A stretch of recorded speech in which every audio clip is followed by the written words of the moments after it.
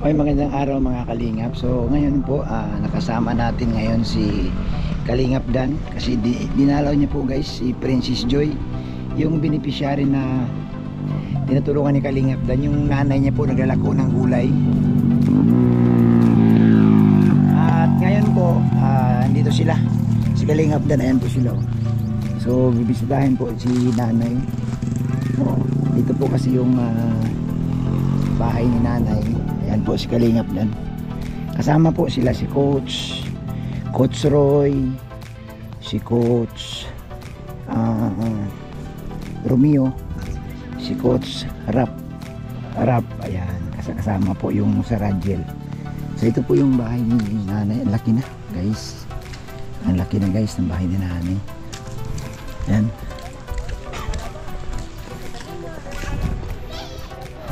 Uy, grabe. Oo. Sabi TV 1 Ayan. Kasama din ang kambal, Christian at si Tristan. Ayan. Kasama din guys si Coach Roy. Tapos nag-aaral pa po ako. Ayan si Coach Romeo. Oh, grabe ang lugar ni nanay.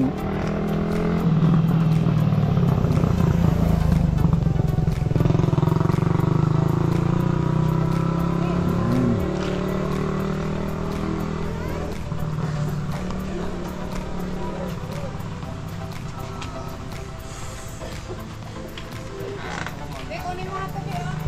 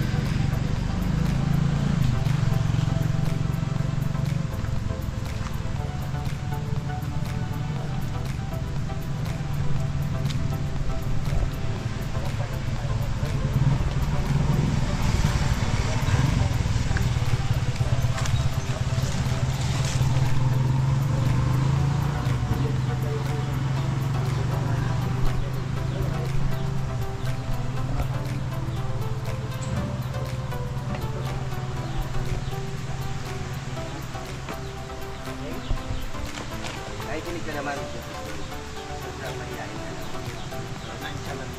Thank you, Coach. Mga Coach na. Coach Ralph, anong napansin mo kay nanay na narinig mo yung kwento ng buhay ni Grabe Coach? po. Sobrang, Humanga ka ba, Coach? sobrang lupit po. At ang hirap po nun, pag weekdays, matrabaho, Oo. tindahan, maaska sa anak. Tapos pag weekend, may Sabado, may Nag-aaral po siya, no? Talagang nagsisikap po talaga. Tapos paggaling ko po, nagtatanim-tanim. Oo, ayun. Grabe, ang galing po. Single mom, no? Ang hirap ng ano, Mahirap po talaga. Tapos ilan po anak nila po?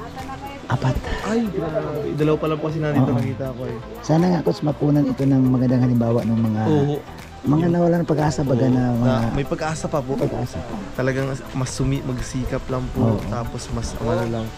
Mas dapat lang talagang lumaban lang sa buhay. Lumaban lang.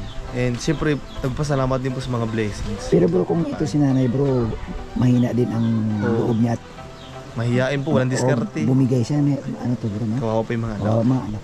Buti na lang po talaga mas tumipag, talagang mas tinatagan po yung loob. Yun pong mahirap. Marami po talagang ganyan na sumusuko. Oo.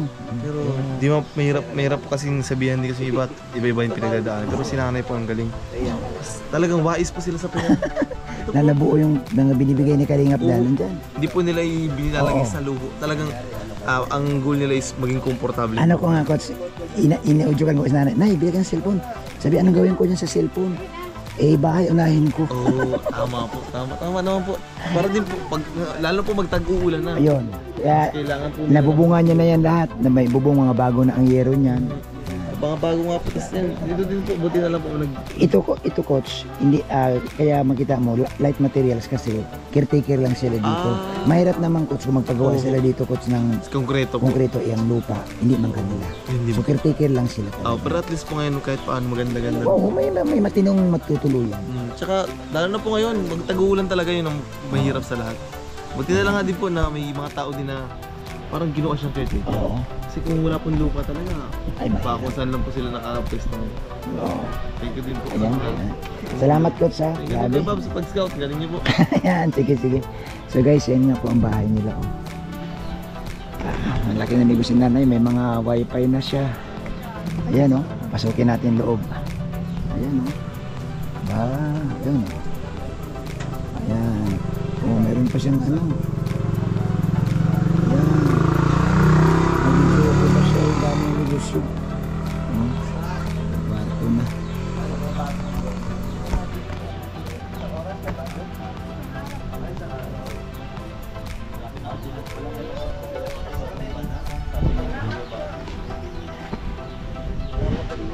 Ayan.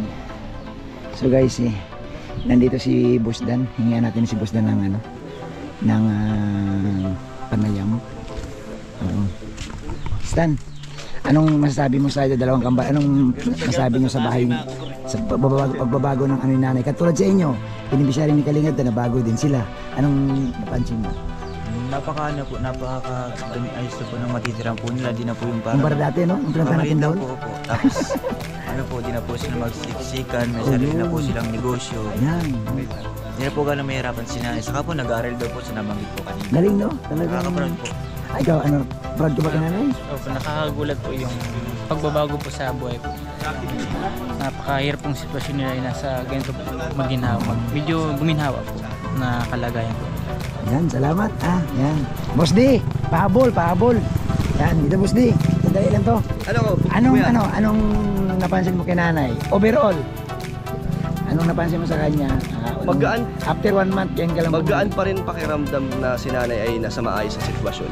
Na panatag ako na si nanay ay nagagawa niyang panatiling yung nasimulan niyang pagbabago. At saka boss, hindi pansin mo kay nanay, hindi siya umasa sa bigay. Yun nga. Gumagawa sa paraan. Hindi niya tayo tinatanong ba't ngayon lang kayo bumalik.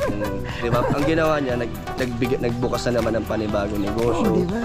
Nagtitinda pa rin ng Tapos hindi gulay. niya iniiwanan doon yung dati yung ginagawa. Talagang nandun pa rin yung sipag ni nanay. Kaya bilib ako sa na-scout mo kuya Ay, Bang. grabe, salamat din sa'yo. Nakakatuwa. Boss D, salamat sa Nakakatuwa, pagdalaw. kuya. Ha? Ayan. Ay, ito yung mga anak niya. Ano yan, Toy? Hinog na yan, Toy? Hindi nga. Hinog na yan? Ha? Buksan mo, tikman natin. Gusto niyo lang ka? Hindi pa daw hinog. Ayan, guys. Oo. Doon na. Ayan. So guys, salamat sa inyong lahat. Thank you po kay Boss Dan sa pagbigay po ng sa atin. Thank you po guys.